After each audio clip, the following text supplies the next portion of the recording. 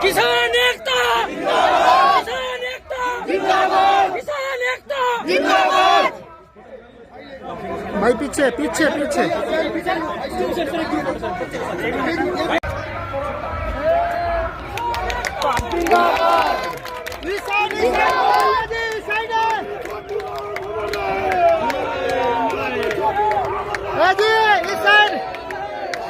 ठीक है साहब।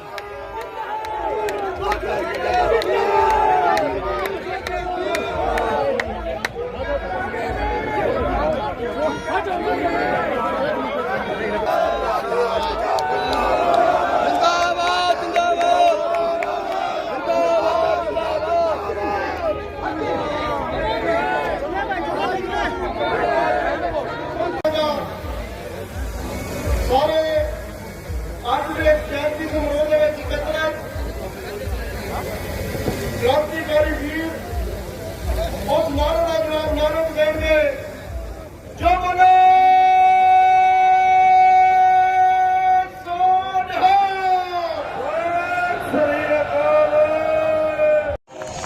भगत सिंह साचो से छोटू राम जी के विचार बसे हम गुरु गोविंद के पाक भीतर साहिब जादे चार बसे भगवान हमारे दिल में हमने धर्मा में तू ये हल चलानी है किसान देखिए बागी ना बन जा, ये हल चलानी है किसान देखिए बागी ना बन जा, ये हल चलानी है किसान देखिए बागी ना बन जा। क्या झूठ बोलावे खाकर रोटी जमींदारा की अनजाता मेरा सरकार पर आंख बंद सरकारा की और छोटी मीडिया झूठ बोलावे खाकर पूरे जोश पर जा तू भगती माइन के जुल्मा का भागी ना बन जा। ये हल चलानी है किसान देखिए भागी ना बन। किसान की फसल का रेट सरमाएदार तय करता है, इसलिए एक तो तुम्हारा सरमाएदार दुश्मन है और दूसरा तुम्हारा दुश्मन है मंडी। मंडी के बारे में सतपुराण जी कहा करते थे कि एक कौवे के बच्चे ने कौवे से कहा कि पिताजी 4 पाए का मांस खाते खाते मुझे बहुत वक्त गुजर चुका है, आज मैं 2 पाए का मांस खाना चाहता हूँ। तो कौवे ने कहा कि बेटा ऐसा कर, तू सभी जानवरों के मीट इकट्ठे करके ले आ। कौवे का बच्चा तमाम जानवरों के मीट इकट्ठे करके ले आया। तो कौवे ने कहा कि ये गाय का मीट है, इसे तू मंदिर में फेंक दे। ये सुअर का गोश्त है, इसे तू यहाँ फेंक दे। तो मस्जिद में सुअर का गोश्त फेंका गया और मंदिर में गाय का मीट फेंका गया। सांप्रदायिक दंगे हो गए, सांप्रदायिक दंगे हुए, फसाद हुए, तो सड़कों के ऊपर 2 पाए का मांस बिछ गया। कौवे ने कहा कि बेटा जा और ये 2 पाए का मीट तू खा ले। तो कौवे ने कहा कि पिताजी 2 पाए का मीट तो मैं खा लूंगा, लेकिन अगर ये बात लोगों की समझ में आ गई, अगर ये बात आदम जमात की समझ में आ गई कि इस तरीके से हम 2 पाए का मीट खाते हैं और इस तरीके से हम 2 पाए का मीट खाते आए हैं, तो आदम जात हमारी कौवे नस्ल को पूरे तरीके से खत्म कर देगी। तो उस समय उस कौवे ने कहा कि बेटा 1000 साल हो चुके हैं, 1000 बरस हो चुके हैं, आज तक तो हमारा ये षड्यंत्र, आज तक तो हमारी ये कौटिल्य नीति, ये चाणक्य नीति आज तक तो किसी की समझ में आई नहीं है। हमारे बीच में वो शख्सियत जिनके आंसुओं ने केंद्र सरकार को हिला दिया, किसान नेता राकेश टिकैत जी हमारे बीच पहुंच के हैं। जितने भी किसान भाई पहुंचे हैं उनसे अनुरोध, मेरे सामने बैठे बुजुर्गों, युवा साथियों, सबसे पहले तो दीनबंधु सर छोटू राम की जयंती पर मैं आप सबको बधाई देता हूं। वैसे तो इनका जन्मदिन नवंबर में आता है, लेकिन इन्होंने कहा था कि भाई जब फसल हरी भरी हो जाए बिल्कुल, तो बसंत पंचमी वाले दिन, बसंत पंचमी जो ऋतुओं की रानी होती है, उस दिन मेरा जन्मदिन मनाया जाए। सर छोटू राम ने कहा था कि भाई बड़े आश्चर्य की बात है, जो किसान पूरे देश का पेट भरता है वो ही खाली पेट सोता है। दीनबंधु सर छोटू राम ने सारी उम्र किसानों के लिए संघर्ष किया। ब्रिटिश सरकार उनके सामने हाथ जोड़े खड़ी रहती थी। अपनी फसल का उचित दाम सर छोटू राम ने हमें दिलाया और उन्होंने कहा था कि भाई देश की खुशहाली का रास्ता गांव से निकलता है, गांव से, किसानों से निकलता है। उन्होंने ये भी बोला कि भाई किसानी के साथ साथ गांव में छोटे छोटे लघु उद्योग भी लगाए जाएं।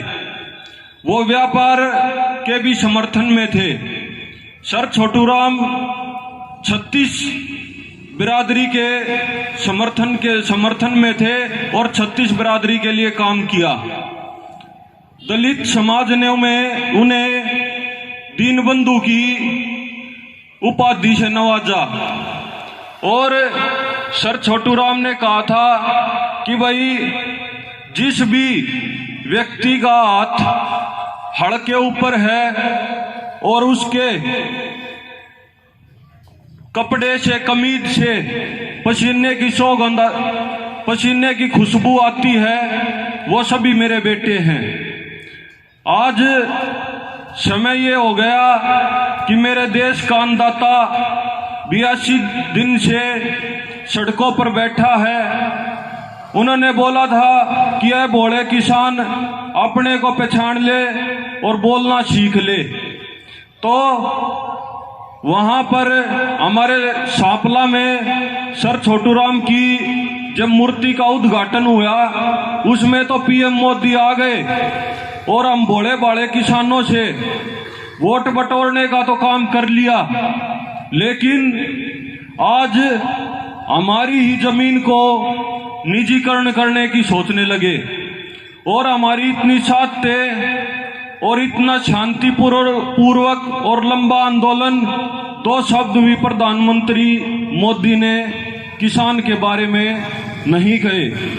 तो क्या सिर्फ वोटों के लिए ये चीज उन्होंने इस जो ये सारा कार्यक्रम था और सारी बातें थी, सारी वोटों के लिए हम भोले भाले किसानों को बरगलाया गया। आज प्रधानमंत्री सिर्फ 4 आदमियों के प्रधानमंत्री हैं। उनको इतने दिन से बैठे हुए ये लाखों करोड़ों किसान ठिठुरती ठंड में बैठे थे और आज गर्मी आ गई, फिर भी कोई सूद लेने वाला नहीं। 12 दौर की वार्तालाप विफल रही, हमको बरगलाया गया। फिर हमारे शांतिपूर्वक आंदोलन को कुचलने के लिए तरह तरह के षड्यंत्र इस सरकार ने किए और मैं तो आपको बधाई देता हूं कि आपने सरकार के सारे षड्यंत्र फेल करके अपने आंदोलन को ऐसे ही मजबूत रखा और आपको मैं बोलना चाहूंगा कि आपकी सफलता बहुत ही नजदीक है। बुजुर्गों, नौजवान साथियों, कभी लाइट काटने का काम, कभी पत्थर, और 1 दिन पहले 2 दिन पहले हमारे शहीदों का अपमान, मैं ये बोलना चाहूंगा, किसान शहीदों का अपमान नहीं सहेगा हिंदुस्तान। उस मंत्री ने बयान दिया था ये, और दिन के दिन आपका आंदोलन और भी मजबूत होने लग रहा है।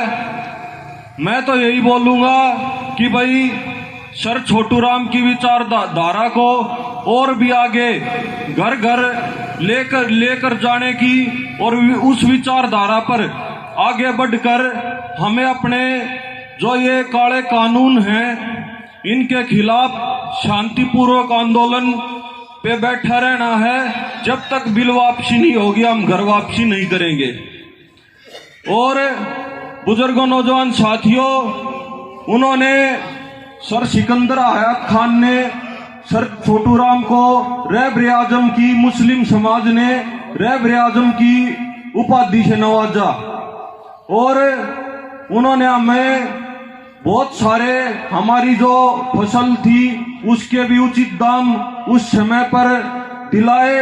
और हमारा जो ये लेबर एक्ट है इसमें बाल मजदूरी थी, ये सर छोटू राम ने उस टाइम पे इसकी एक उम्र बनवाई और एक समय निर्धारित किया कि भाई 8 घंटे ही काम कर सकते हैं। तो उन्होंने ये मजदूरी का भी नियम बनवाया। हर एक वर्ग की लड़ाई उन्होंने हमेशा लड़ी। तो उसी के साथ आज हमारा आंदोलन भी 36 बिरादरी इस किसान और मजदूर के आंदोलन के साथ खड़ी है। और मैं बोलना चाहूंगा कि भाई घर घर आपका आंदोलन जा चुका है, आप लोग मजबूती से बने रहें, ऐसे ही बैठे रहें शांतिपूर्वक। ये अपनी आवाज को नहीं दबा सकते इन्होंने, क्योंकि लोकतंत्र और संविधान अपने देश का ये इजाजत देता है कि भाई हम अपनी शांतिपूर्वक मांग सकते हैं। और हम तो कोई कुछ मांग भी नहीं मांग रहे, हम तो ये बोल रहे हैं कि भाई हमारे ऊपर जो बिना किसान संगठनों से पूछकर जो तानाशाह रूप में जो ये कानून लाद दिए गए, इनको आप वापिस ले लीजिए। इन्हीं बातों के साथ मैं आपके बुजुर्गों के मार्गदर्शन को, युवा साथियों के हौसले और जोश को, माताओं बहनों के आशीर्वाद को फिर से सिर झुकाकर नमन करता हूं। और फिर एक बार सर छोटू राम, दीनबंधु सर छोटू राम को आज फिर जन्मदिन पर फिर उनके चरणों में एक बार फिर पुष्प अर्पित करता हूं। जय जवान जय किसान। धन्यवाद दीपक।